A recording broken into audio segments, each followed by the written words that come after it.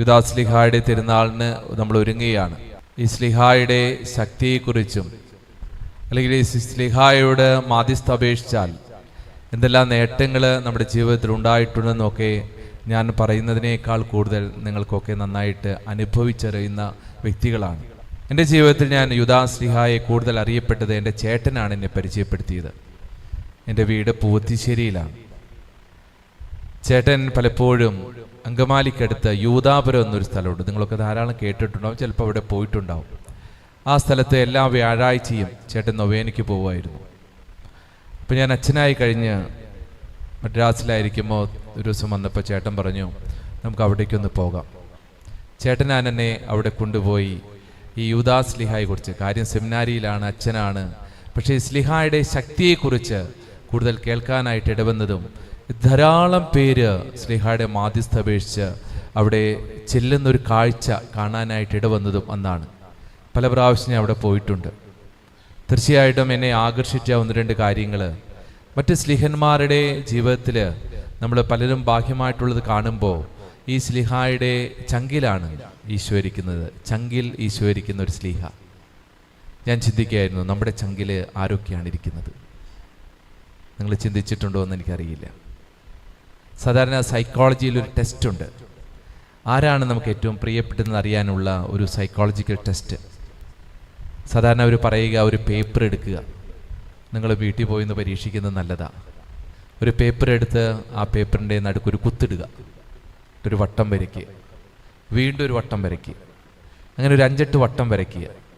എന്നിട്ട് ഈ കുത്തിനോട് നമ്മുടെ ജീവിതത്തിൽ ചേർന്ന് നിൽക്കുന്ന ആളുടെ പേര് ആദ്യം എഴുതുക. രണ്ടാമത് നമ്മുടെ ഈ കുത്തിനോട്, ഈ കുത്ത് ഞാനാണെന്ന് സങ്കല്പിക്കുക. രണ്ടാമത്തെ വരയ്ക്കുള്ളിൽ ആരാണ് എനിക്ക് ഏറ്റവും പ്രിയപ്പെട്ടതെന്ന് എഴുതുക. മൂന്നാമത്തെ വരയ്ക്കുള്ളിലും അങ്ങനെ എഴുതുക. അങ്ങനെ നമ്മൾ എത്ര കോളം വരച്ചിട്ടുണ്ടോ ആ കോളത്തിന് മുമ്പിൽ ഓരോരുത്തരുടെയും പേരെഴുതണം. ഞാൻ നിങ്ങളോട് ചോദിക്കുകയാണ്, നമ്മളാകുന്ന ഈ കുത്തിട്ടിട്ട് ആദ്യത്തെ റൗണ്ടിൽ എത്ര പേര് ഈശോയുടെ പേരെഴുതും? അപ്പം നിങ്ങളിരുന്ന് ചിന്തിക്കണം. 1 അല്ല 10,000 ഇതിൽ എഴുതാനായിട്ട് തികയുന്നില്ല, പിന്നെ ഈശോയുടെ പേര്. നമ്മൾ പലപ്പോഴും പാട്ടൊക്കെ കേട്ടിട്ടുണ്ട്, ചങ്കിൽ നീയാണ്, അങ്ങനെ ഇങ്ങനെയൊക്കെ എന്നുള്ള കുറേ പാട്ടുകൾ കേട്ടിട്ടുണ്ടാവും. പക്ഷെ യൂദാസ്ലിഹായെ സംബന്ധിച്ചിടത്തോളം തൻ്റെ ഹൃദയത്തിൽ, തൻ്റെ ചങ്കിൽ ഈശോ നിലനിന്നതുകൊണ്ടാണ്, ഈശോയെ നിലനിർത്തിക്കൊണ്ടതുകൊണ്ടാണ് ഈ സ്ലിഹായ്ക്ക് ഇത്രയേറെ കാര്യങ്ങൾ, അസാധ്യ കാര്യങ്ങളുടെ മധ്യസ്ഥനായിട്ടാണ് ഈ വിശുദ്ധ യൂദാ തദേവ്സിനെ നമ്മൾ അറിയപ്പെടുന്നത്. ഇത്രയേറെ കാര്യങ്ങൾ ഈശോയിൽ നിന്ന് നമുക്ക് വാങ്ങിത്തരാനായിട്ട് സ്ലിഹായ്ക്ക് സാധിക്കുന്നത് തൻ്റെ നെഞ്ചോട് ചേർത്ത് വെച്ച് ഈശോയെ പ്രതിഷ്ഠിച്ചതുകൊണ്ടാണ്.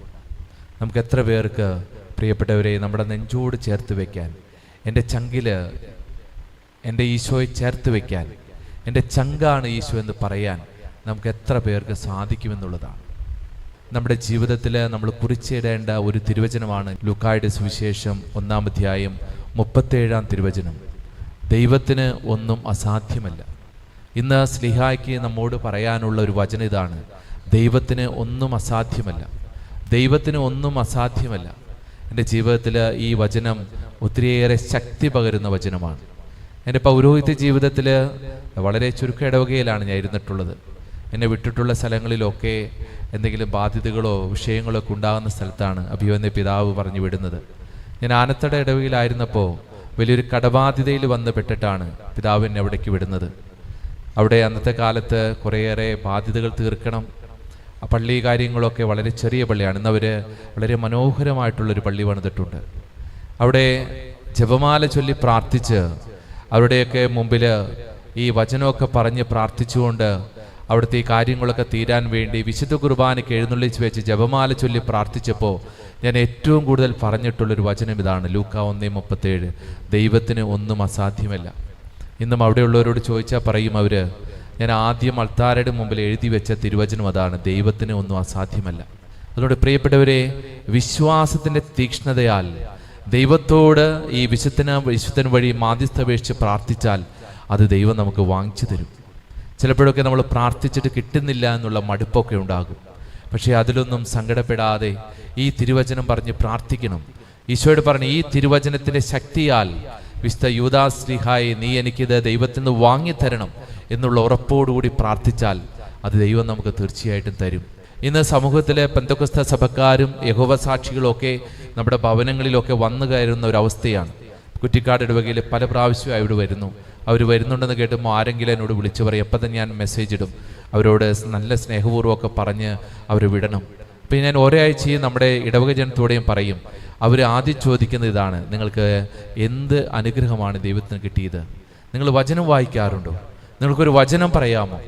ഇന്ന് നമ്മളോട് ആരെങ്കിലും വന്ന് ചോദിച്ചാൽ നിങ്ങൾക്ക് ദൈവം എന്ത് അനുഗ്രഹമാണ് തന്നിരിക്കുന്നത്, നമുക്ക് എത്ര പേർക്ക് ഉടനെ മറുപടി പറയാൻ പറ്റും? നമ്മളോട് ചോദിക്കുകയാണ്, ഒരു വചനം പറയാൻ പറ്റുമോ?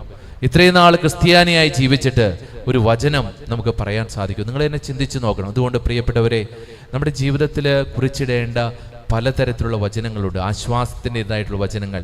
പ്രത്യേകിച്ച് ശ്ലീഹായുടെ മാധ്യസ്ഥ അപേക്ഷിച്ച് പ്രാർത്ഥിക്കുമ്പോൾ നമ്മുടെയൊക്കെ മനസ്സിൻ്റെ അകത്തളങ്ങളിൽ കുറിച്ചിടേണ്ട ഏറ്റവും പ്രധാനപ്പെട്ട ഒരു വചനമാണ് ലൂക്കായുടെ സുവിശേഷം 1-ാം അധ്യായം 37-ാം തിരുവചനം. ദൈവത്തിന് ഒന്നും അസാധ്യമല്ല. വിശുദ്ധ യൂദാസ് ശ്ലീഹായ്ക്കും നമ്മോട് പറയാനുള്ളത് ഇത് തന്നെയാണ്: ദൈവത്തിന് ഒന്നും അസാധ്യമല്ല. അതുകൊണ്ട് ആ ശ്ലീഹ നമുക്ക് നൽകുന്ന പാഠമനുസരിച്ച് ഈ ദൈവത്തിനെ ചങ്കോട് ചേർത്ത് നിർത്താൻ, അതുപോലെ തന്നെ പരിശുദ്ധാത്മാവിൻ്റെ ആവാസം കൊണ്ട് നിറയാനായിട്ട് നമുക്ക് സാധിക്കണം. പരിശുദ്ധ അമ്മയെക്കുറിച്ച് പറയുന്നതാണ്, അവൾ ആത്മാവിലാൽ നിറഞ്ഞവളായിട്ട് മാറി.